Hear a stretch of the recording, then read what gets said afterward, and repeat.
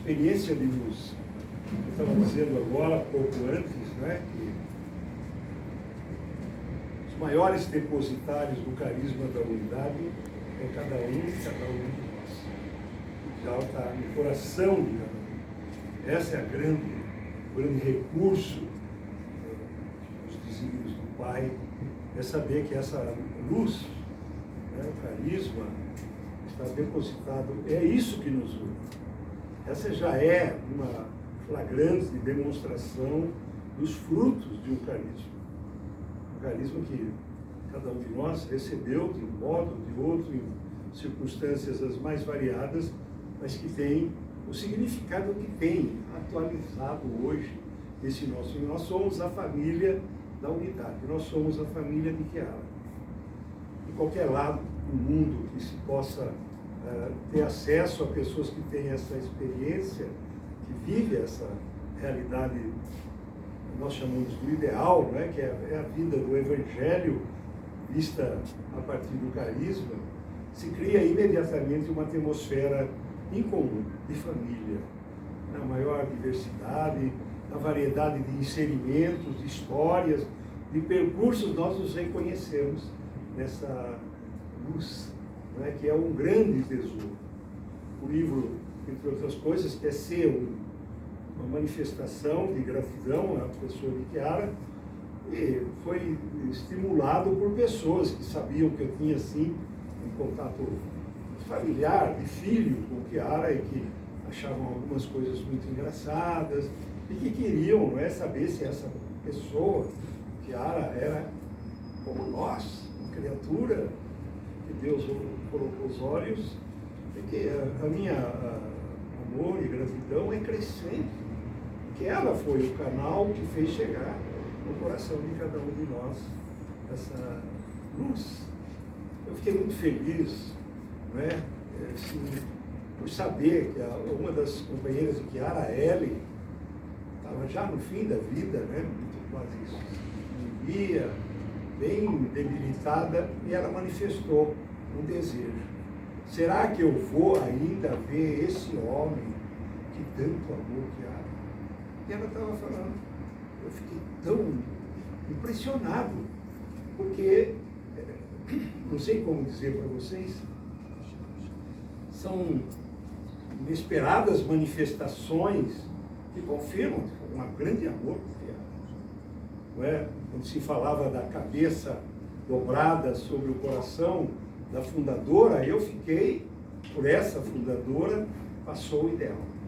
Evidentemente que os tempos são aqueles que são, com as suas transformações, e ainda recentemente eu disse para uma pessoa de Chiara, eu não aprendi o modo de comer, de arrumar, o modo de fazer, de Chiara eu aprendi essa luz, esse dom que Deus depositou no coração de cada um de nós. Num certo sentido, nós somos fruto desse tempo. Não é preciso uma persuasão externa, só essa que pulsa no nosso coração, nossa espiritualidade, na nossa vida, não é? É a maior confirmação desse vínculo, que não é um vínculo nostálgico. Nessa hora, há pouco espaço para nostalgia. Há sim espaço para fidelidade, há espaço para o meu irmão Jorge, vocês conheceram, né? Estava na cama, doente, um dia me chamou, não é? Ele disse assim, ele era bem franco, né? Frontal, direto. Era um momento de purificação também na minha vida, todos nós. O que é que sabe aquele que não foi provado ou aquela que não foi provada? São expressões que arrancam desde dentro da Sagrada Escritura. Nossa riqueza é ter sido provado e ter ido além, né? Mas ele ficou com a ideia que eu estava debaixo, e estava mesmo debaixo de uma prova, e ele me disse, prova que todos nós experimentamos, né? Você se sente sobrando, aí tem todos, o repertório das roupas de Jesus abandonado são tantos quantas as dores únicas que cada um de nós atravessa. E ele disse, olha, Sara, você está pensando em deixar o fogo lá? Não estou pensando, só se liga. demitirem, né? Ou me mandarem embora. Disse para ele. Na verdade, eu ainda disse para ele que eu tinha escolhido, Deus escolheu por primeiro, né? Deus nos amou por primeiro. É uma realidade extraordinária. Ele teve, na sua expressão de amor muito pessoal, nos escolheu. Né? Diz São João, Deus nos amou por primeiro. Foi Ele que escolheu. Então, aí nesse contexto, como é que você faz? Eu vou, eu fico. Ele falou, olha, é bom que você fique. Porque na hora das vacas gordas, com Chiara, eu estava sempre lá perto, né? Sempre atrás de Chiara, você sempre se fez presente. Agora, na hora das vacas magras, você tem que continuar firme. São, né? Na verdade, eu não estou querendo persuadir, né, convencer quem quer que seja, porque essa é obra do Espírito Santo. Ninguém diz que Jesus é o Senhor, senão movido pelo Espírito Santo. Esses dias a Graça mandou uma mensagem, né, bem de irmão, de irmã. Eu agradeço muito o ideal do diálogo. Tem muitas, tantas outras expressões que podem sair do coração de cada um com uma particularidade única. Portanto, todo esse percurso ao longo desses anos da vida corresponde, eu digo muito sinceramente, para mim mesmo e para cada um de nós, o carisma da unidade não está, né, não acompanha, digamos assim, aquelas mudanças conjunturais, estruturais, fecha, abre, muda daqui, muda dali, ou estar dentro de uma vocação, ou levar o ideal na própria vida. Esse ideal pulsa sempre mais. De repente, muitas coisas declinam, acabam, diminuem, para pôr mais em relevo o ideal. E nós, sempre que eu penso na nossa trajetória, também naquilo que nós não tivemos êxito na forma de fazer, não é? Digo, mas eu nunca encontrei pessoas com uma fé no ideal. E a conclusão que eu chego, que nós recebemos uma luz muito maior do que nós mesmos, e muitas vezes não sabíamos o que fazer. Né? Quantas atitudes, né, bizarras a gente pode ter tomado em nome do ideal, né? Mas não foi, né? Logicamente não quero desresponsabilizar as pessoas, mas havia tanta boa fé quanto falta de experiência também. Imagina só, um ideal para dar a vida pelos outros e a gente se sentir mais do que os outros. É um equívoco. Nós, né? A gente dizia, nós da espiritualidade coletiva, nós. Isso não coincidia com os elementos mais profundos, que é dar a vida, colocar em relevo os outros, servir a igreja, ter um coração longânime, ser fiel à igreja, não pensar que nós somos maiores. Aqui nós passaríamos muitos aspectos. Para além de tudo, o carisma é para a humanidade, é para a igreja.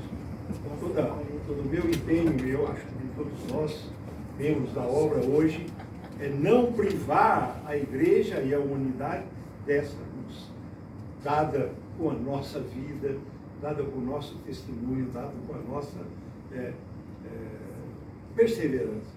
Quem se envergonhar de mim diante dos homens, né? Agora é a hora. Olha, não tem mais gente, agora parece que está fechando. Olha, é a hora. Essa é a hora. Ver o nosso Deus, não o Deus do sucesso, o Deus do fracasso. Não o Deus das permanentes vitórias e dos triunfalismos. O Deus me toca muito, o Nino falou, na Fazenda da Esperança, eu falo sempre para os meninos, uma expressão lapidar de Chiara. Jesus se fez homem na encarnação, no seio de uma mulher. Se fez pão na Eucaristia. E se fez nada no abandono. É impressionante como essa trilogia de espiritualidade, né, causa um impacto profundo na vida de pessoas totalmente destruídas. Vai chegar o dia que nós, membros da obra de Maria, se tivermos alguma hesitação quanto à fecundidade do carisma, vamos ter que visitar lá onde o ideal produziu imensos frutos. E as pessoas não estão fazendo favor. A coisa que mais humilha a Deus é amá-lo por obrigação. É amá-lo porque ele está numa contingência de pressão, ou sei lá, de medo, né? Tantos sintomas que não tem nada a ver com a liberdade que ela recentemente disse, né? Tentando explicitar, disse em outros tempos, mas disse de maneira belíssima: a unidade não é nada disso que vocês pensam. E ela queria dizer: a unidade é fonte de liberdade, fonte de realização, de plenitude.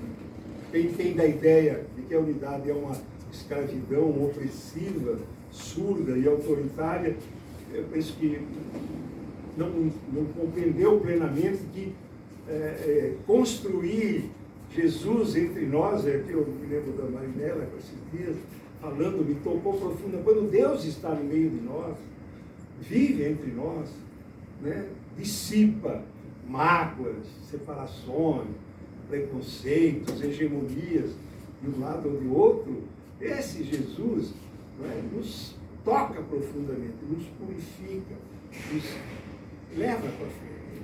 Então essas três frases: Jesus se fez homem, entrou na história, Jesus se fez pão. E um rapaz da fazenda me disse: ó, seu sábio, eu gosto aqui da fazenda, mas ficar ajoelhado diante de um pedaço de biscoito, referindo-se à Eucaristia, eu disse, um guri seco, né? Porque a Eucaristia eu recebo desde os 7 anos, 8 anos sem conhecer o ideal. E nós sabemos o significado da Eucaristia para Chiara. Essa vida, quando perguntaram para Chiara, de onde nasceu, é algo entre eu e Jesus e a Eucaristia. Quando o padre diz: olha, você vai ficar só no mundo, as suas irmãs vão se casar, você vai, não é, ameaçando, fazendo a parte do advogado do diabo, o que ela disse? Enquanto houver um tabernáculo sobre esta terra, eu não vou estar mais só. A Eucaristia tem um significado, mas esse sujeito era um pregador da igreja evangélica. Grande pregador do Deus. Ele saltava do Antigo para o Novo Testamento, citava frases, mas ele tinha ficado tocado com alguma coisa. E quando ele disse essa bolacha, olha, você desculpa, ninguém te obriga, né? Você pode ficar aqui, não obriga, não há uma obrigação. Mas eu quero te dizer para você uma coisa. Um Deus, depois de tudo, se faz palavra, se faz homem, se deixa nas espécies insignificantes de um pedaço de pão. Não é uma loucura de amor? Ele ficou me olhando. Eu falei: eu não estou dizendo isso para te persuadir, para te convencer, mas pensa um pouco, um Deus que se deixa, né, que se esconde nas espécies. Mas esse Deus que se esconde é o Deus do amor recíproco, é o Deus do perdão, é o Deus da misericórdia. Deus se fez homem, se fez pão, se fez nada. Nós sabemos hoje, recentemente, não sei se todos vocês tiveram a oportunidade, de ler a homilia do Papa Francisco sobre Jesus abandonado. Impressionante. Quase que literalmente repropondo essa realidade à luz da extraordinária experiência que Chiara fez. Quando nós dizemos extraordinária experiência que Chiara fez, é em função da unidade. Todos podem dizer: nós somos extraordinários, porque somos aqueles que não somos. Se estamos nessa dimensão. Se nós acolhemos o fulgor do carisma em função da unidade da igreja, da unidade do mundo, da unidade dos povos, da unidade da família, nós estamos vivendo tempos difíceis. Não é? A palavra unidade parece que salta, sai de dentro das brechas de intolerância, de fanatismo, de críticas. Não é? Nós vivemos momentos bem difíceis, ameaçadores da unidade. Mas a unidade é uma coisa indeterminada, não se encarna historicamente. Eu penso, é bem que se provoque o que significa lutar. Hoje, na raiz de todas as questões, está uma fratura tremenda. Homens, mulheres, crianças, adultos, é uma fratura. Uma sociedade fragmentada, dispersa, desorientada. Porque o nosso verdadeiro ser é sermos uma família, sermos um. Essa é a força. Então, todo o nosso empenho pessoal, institucional, de grupo, de pessoas, é nessa direção.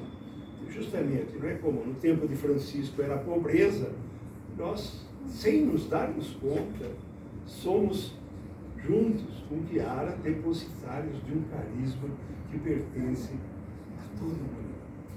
Que ninguém passe em vão ao meu lado. Dá-me todos os que estão sós. Tem um só. Aquilo que faz mal é meu, porque é de Deus. Eu venho de um garoto dependente de álcool, ressentimento. O menino que foi Gen 3, foi Gen 4, Gen 3, ele casou, 2 filhos e despencou, né, do alcoolismo. Uma batalha, né, porque uma pessoa bem formada. Então eu disse para ele, olha, amigo, né, depois de ouvi-lo, de ir atrás dele e tal. A tua dor, antes de ser tua, é de Deus. Quando o Chiara diz o que faz mal é meu, é porque antes é de Deus. Nós entramos diretamente no coração do Pai através de Jesus abandonado, porque cada pequena ou grande dor é Ele. Quando houve aquela ruptura das barragens lá de Mariana, aquela água escura, correndo, né, em direção ao mar, a gente faz todas, né, tem as explicações científicas e tal. Mas foi tão forte, né? Assim, eu vi nos lineamentos daquela água suja a fisionomia de Jesus abandonado cósmico. Mas vê também nas minhas pequenas dores, naquela imprevista insegurança. Né? Eu perdi um filhinho lá onde nós estudávamos, eu subi no trem e esqueci o telefone lá em Lupiano. Eu fiquei totalmente desorientado, sabe, um refugiado sem documento e sem dinheiro. O que eu faço agora? Era coisa daquela mal-estar contra mim mesmo. Eu sou muito atrapalhado, muito desorganizado, esquecido. Me lembrei de uma frase de Chiara. Jesus abandonado é a Eucaristia do momento presente. Assim como nós recebemos a Eucaristia, e ela nos sacia, porque é o corpo de Cristo, aquela dor, né, jogada no grito, jogada nele, é como a Eucaristia. Eu me alimento das minhas quedas, dos meus limites, das minhas contradições. Não para ficar acuado, depressivo, mas para poder, nessa alquimia divina, né, soltar-me na nova realidade. Encontrei uma menina, mocinha, aliás, tinha me dado esse endereço, uma moça assim, já que eu conheci menininha, essas amizades são preciosíssimas, já estava lá, tinha 40 anos. Eu cheguei e falei, você é a Paula? Sou eu. E ela disse, eu falei, olha, Paula, esqueci o telefone em Lupiano. Ela falou, se você não tivesse esquecido, você não seria o Saad que eu conheci. Mas o que ela fez? Pegou o carro, foi lá, pegou meu telefone, resolveu tudo, né, de uma forma tão bela, tão profunda. Não é um Jesus abandonado assim, sem saída, né, obscuro, é a ressurreição. Portanto, essa primeira parte, eu escrevo no livro alguma coisa sobre o carisma, mas esse livro nasceu por causa de episódios engraçados que eu vivi com o Chiara. Eu vou contar um deles muito simpático. Eu sempre fui para os encontros, né, Lourdes, nós frequentávamos todos os anos a nossa vida, nós vivíamos muito nessa perspectiva, com a Chiara. Uma das vezes, ela me viu e disse assim, você tem um terno preto? Não, Chiara, no Brasil não se usa. No Brasil não se usa, mas aqui se usa. Eu falei, mas... Sim, quando a gente vai visitar o Papa, vai para lá, aqueles momentos solenes, era terno preto. Eu vou comprar e tal. Eu voltei para o Brasil, lá em Maringá encontrei um terno preto de tergal. Bem fininho, assim, preto, era preto mesmo. Então, no ano seguinte, com esse terno na mala, mas sabe, durante a viagem, sempre morria alguém lá no centro, né? Cuidado, acho que chegou a minha vez, né? Você fazer aquele exame de consciência, né? Falei, será que não concluí nada na vida, sabe? Você já faz aquele exame, será que é a minha vez? Não é a minha vez? Mas como eu tenho uma fantasia tão fértil, muito lúdica também, né? Brinco muito assim comigo mesmo. Eu gosto de rir de mim mesmo toda vez que eu sou ridículo. Nossa, saber rir de si mesmo é muito saudável. Então, aí chego lá, em Itália, o terno preto na mala, né? Bem animadinho lá. Aí, o que aconteceu? Morreu um focolarino, bem graúdo, alto, era holandês, morreu no aeroporto com infarto fulminante. Né? Nosso irmão, nosso amigo, para fazer o funeral no dia seguinte, e a polícia não deixou abrir a mala dele. Eu imagino que ele tivesse alguma roupa assim. Ele estava nas Filipinas, numa zona bem. Aí veio o pessoal lá procurando uma roupa para enterrar o irmão. Procura ali e tal. Ele disse, quem é que tem uma roupa que pode ser nosso Wim? Chamava o Wim. Então, meu terno. É lógico, imagina só se eu ia guardar o terno preto, privando, né? Eu tenho um terno aqui e tal, de fato, no dia seguinte ele estava lá. Nossa, meu terno já está indo mesmo. Aí foi belo, tal, tudo bem, aquelas músicas, né? Pronto, 2, 3 dias depois, passou por que? Falei, terno preto já foi. Você comprou o terno preto? Olha, eu comprei. Mas aí expliquei para ela, né? Olha, Kiara, aconteceu isso, eu coloquei em comum o terno com o nosso amigo e tal. Muito bem, você fez muito bem. Compra um outro terno. Então, pequenos episódios assim, encenados, engraçados.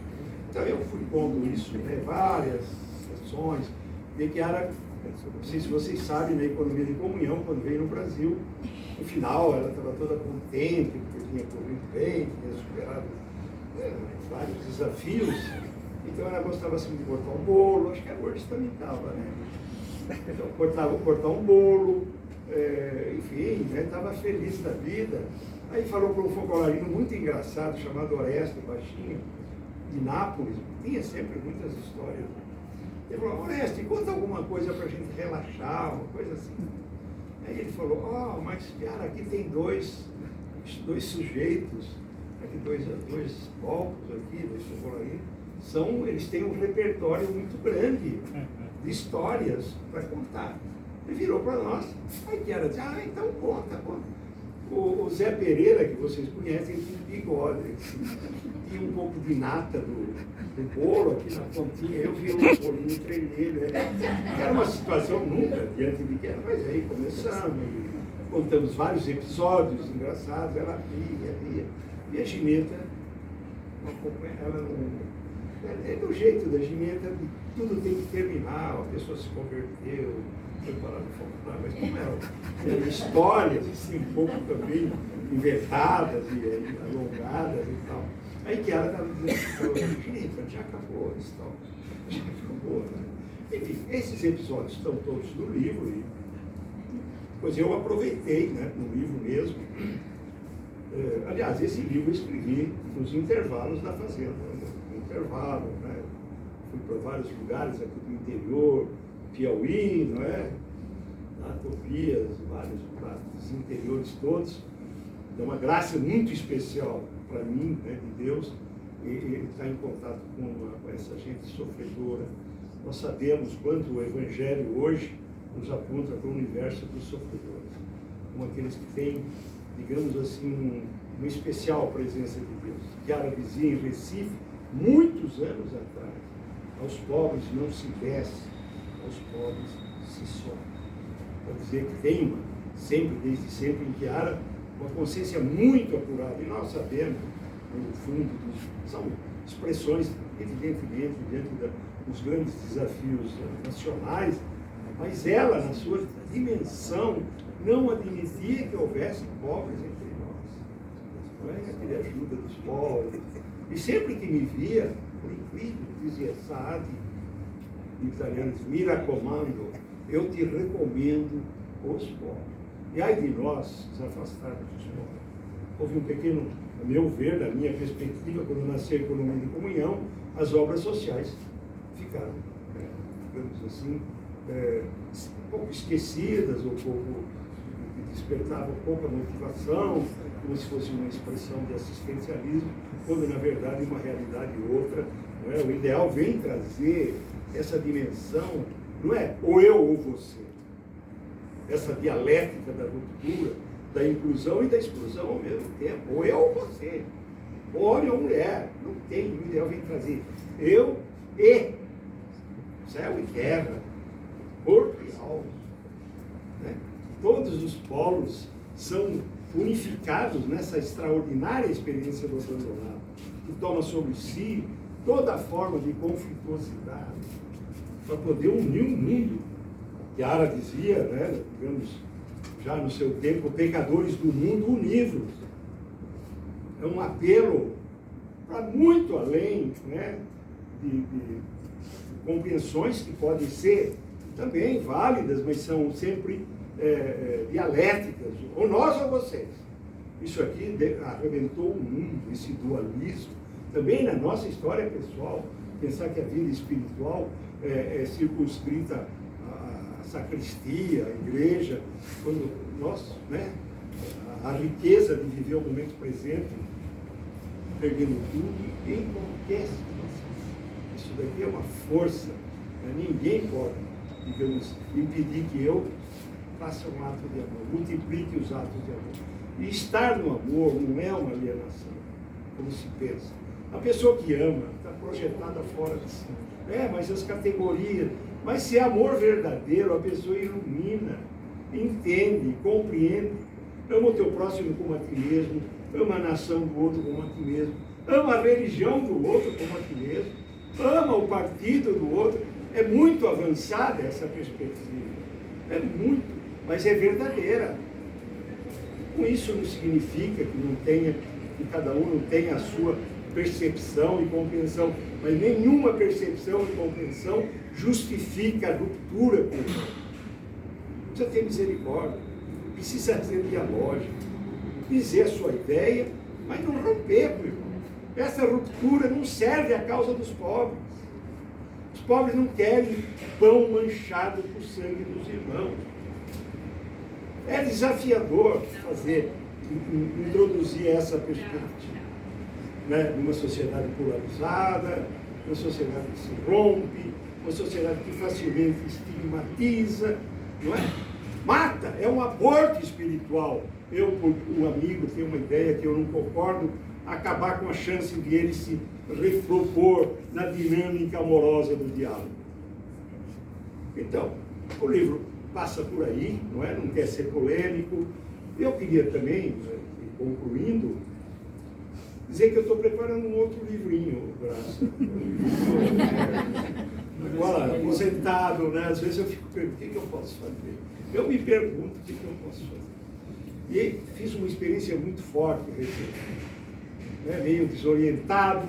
Eu disse, será que eu dediquei a união com Deus todo o tempo que eu dediquei a correr atrás das lutas, atrás dos acontecimentos, atrás das pessoas? E fiz um exame de consciência.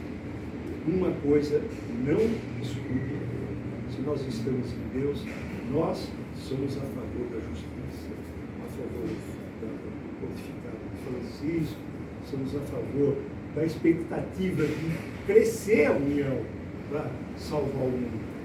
Eu acho assim que... Então, eu estou escrevendo esse livro com o seguinte título: Bendita entre as mulheres, vírgula, todas as mulheres. Não é um livro polêmico, mas eu tenho ficado assim um pouco da emancipação. Nossa Senhora, a mulher, Jesus se encarnou no seio de uma mulher. Tem uma visão maior da mulher do que aquela que o Pai tem ao lado da encarnação de Jesus. Então, hoje é fundamental, né, pelas violências que se cometem, pela agressão, pela marginalização, que hoje ainda acontece numa sociedade muito dura, seca, machista, né? Então, lógico, se entende essa reação, mas eu não penso que a emancipação da mulher vai se dar porque ela luta o UFC, tira sangue de outra mulher. Será que a mulher está emancipada?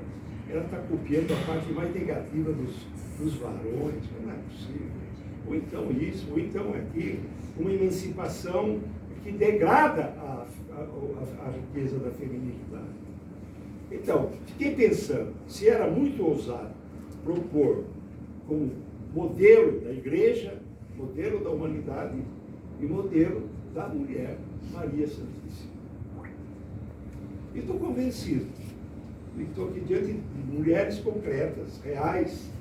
Se qualquer outra figura diferente de Maria pode ser o modelo, pode ser a referência. E se trata de aproximar Maria, a figura de Maria extraordinária se dá pelo olhar de Deus em cima da própria humanidade. Vamos ver lá se eu consigo escrever. Peço a unidade, peço as orações para que eu não crie uma polêmica, mas que dê uma amorosa, respeitosa contribuição, né, para quem tenha algum interesse. Porque, de outro lado, a nossa presença como movimento do soprar, como obra de Maria, a mística presença de Maria no mundo, tem tudo a ver com um paradigma da mulher hoje no mundo moderno. Muito obrigado.